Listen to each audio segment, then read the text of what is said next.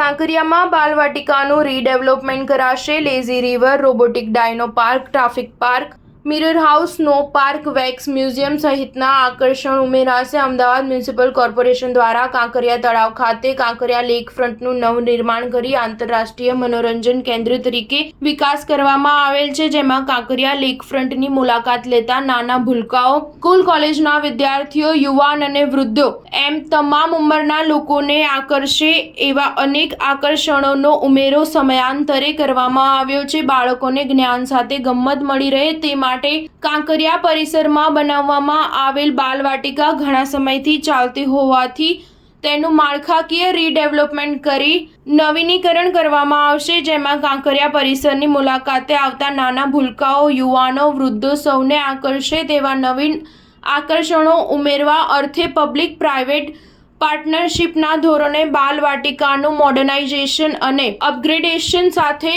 નવી એક્ટિવિટીઝ બનાવવા જરૂરી ટેન્ડર કાર્યવાહી હાથ ધરી ખાનગી એજન્સીને કામગીરી સોંપવામાં આવી છે। સદર એજન્સી દ્વારા બાલવાટિકામાં હયાત એક્ટિવિટીઝમાં જરૂરી સુધારા કરવામાં આવશે। ઉપરાંત lazy river, robotic dino park, traffic park, glass house, mirror house, snow park, wax museum વગેરે જેવા નવીન આકર્ષણો ઉમેરવામાં આવશે। એજન્સી દ્વારા તેઓને કામગીરી સોંપ્યાના 1 વર્ષમાં નવીનીકરણની કામગીરી પૂર્ણ કરવામાં આવશે અને ત્યારબાદ બાલવાટિકા મુલાકાતીઓ માટે ફરીથી ખુલ્લું મૂકવામાં આવશે। સ્ટાર ન્યૂઝ 7 હંમેશા સચ્ચાઈની સાથે।